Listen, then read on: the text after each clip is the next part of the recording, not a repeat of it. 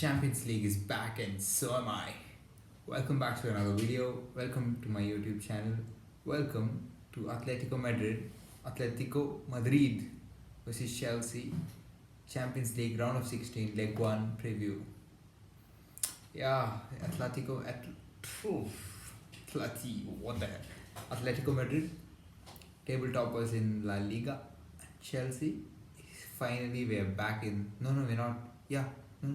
West Ham is fourth, yeah, or we're fifth. So after Thomas Tuchel,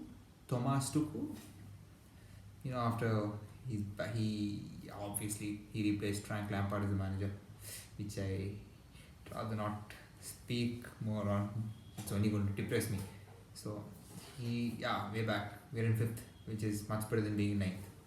So of course, going into this match, Atletico Madrid are going to be favourites. Plus, off late they have had unbelievable European pedigree. They have lost in finals against Real Madrid. Of course, we have a Champions League title, so we're a bigger club. We're the only club in London with a Champions League trophy or any European trophy. I'm not going to name names. I'm not going to say who's not won. Yeah, Arsenal, Tottenham. Yeah, it's okay. So without any further ado, let's get on with the match lineup and analysis, shall we? Speaking to the official Chelsea website, Thomas Tuchel has said he loves having captains in his team. So he's super happy with the likes of Cesar Azpilicueta and Thiago Silva because obviously they're born leaders. Thiago Silva has been a leader at the top level for so many years, more than 12 years. Oof. Also, that added advantage of him being the captain of Paris Saint-Germain. Screw with the pronunciations. I'm no expert.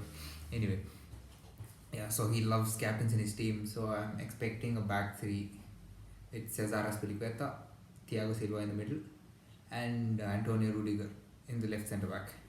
So and the wing backs, it's a no-brainer. Marcos Alonso and I reckon it's going to be Reece James as the right wing back again. I don't think Callum Hudson-Odoi should start against Atletico Madrid because Atletico Madrid have dangerous players who can hurt you. Also, three at the back might be a good choice against Atletico Madrid. Yeah, I used the traditional formation used by Diego Simeone.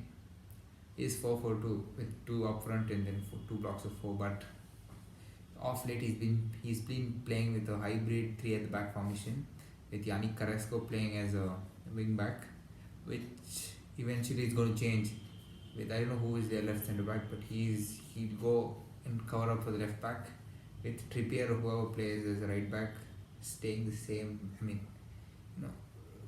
Running the channels on the right hand side. So playing a three at the back against Atletico Madrid will be an ideal thing for any team actually to counter whatever they are up to. Counter their strength with which they can hurt us. Of course, Luis Suarez is in form, top striker, one of the best ever. But he's 34, is walking or running on one knee, but yet he's scoring a lot of goals. So you can imagine what quality he possesses. And I feel João Felix might start for them.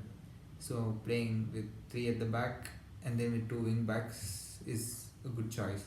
And then the pivot for us, the double number 6. I don't. It's not. I think it should be N'Golo Conte and Mateo Kovacic, and then you can bring in Jorginho later on. Also, last game when we changed tactics, we put Mason Mount as a number 9, as a false number 9, and we played Timo Werner and Callum Hudson-Odoi, though Callum Hudson-Odoi went off of half an hour, as the three up front. So I think he's going to stick to the same thing. Kai Havertz is also fit, so Mason Mount has to start whatever happens in the false number 9.